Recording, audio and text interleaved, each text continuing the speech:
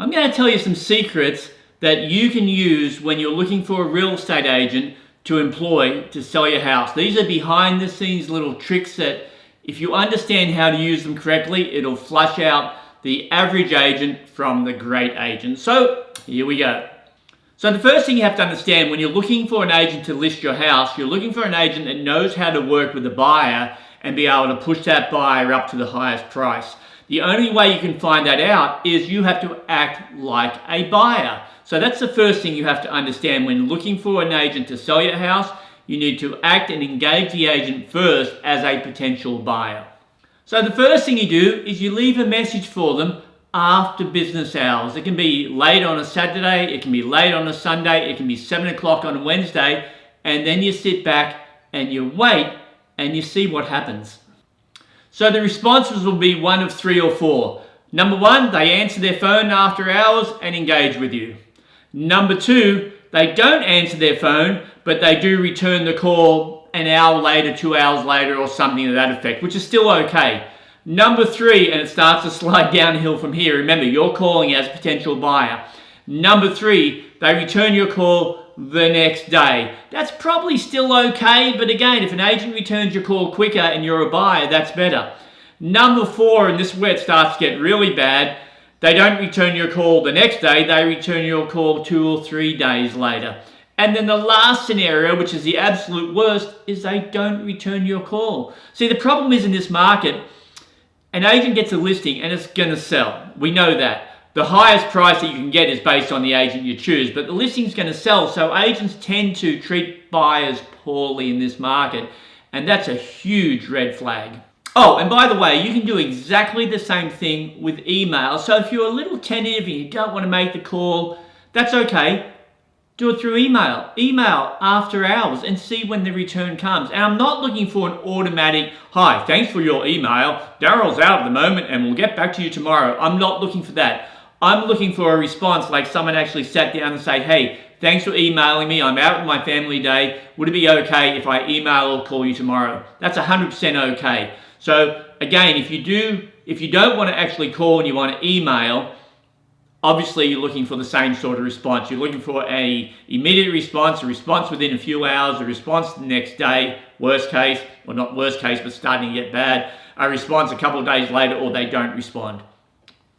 And here's the next one you can do either over the phone or via an email.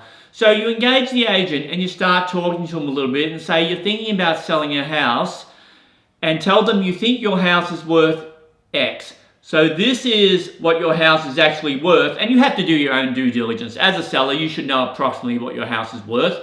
So here's what you think it's worth. Give them a price substantially under the market, not a few percent, but 20%. Give them this price and see how they respond.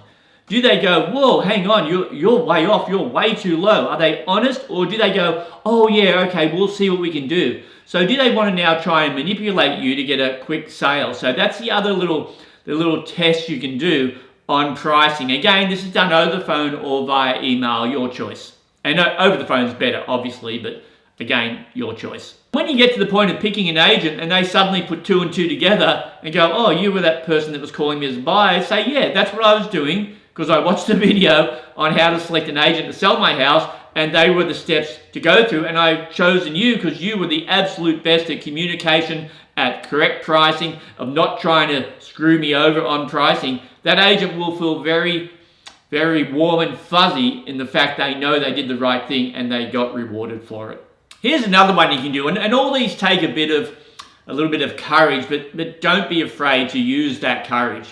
You go to an open, you call the agent up, it's listed here, and you say, "Okay, I want to make an offer," but you make an offer here, a substantially low offer, which in this market won't be accepted, but see how the agent responds.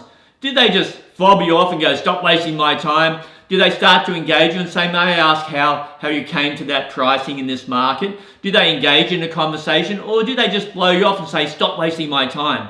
Because I've had a lot of buyers call and start here and they come up to here. So again, you're picking an agent based on how they can get that buyer up to the highest price, not the one who you think it does a fantastic video or is a really nice guy or buys free coffee or something like that. You've got to be careful how you pick that agent, because the main criteria is working with the buyer to get the buyer up to the highest price.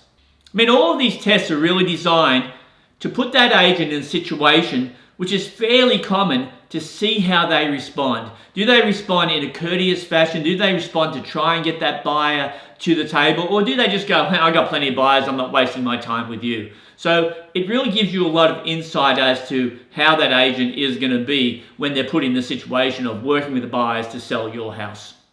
So there are lots more tests you can do, and gosh, I don't have a long enough video here, it'll start to get a bit tedious. So if you want to call me, my next appointment. If you want to call me, I'll be happy to go over some more agent tests with you, or test me. Call me as a buyer. See how I respond. I'm absolutely open to that because I know how I respond to buyers. And I know the market will turn and we'll be hoping these buyers call us. So that's it for now. If you're selling, give me a call. If you're buying, give me a call. If you want your property managed, I do that too.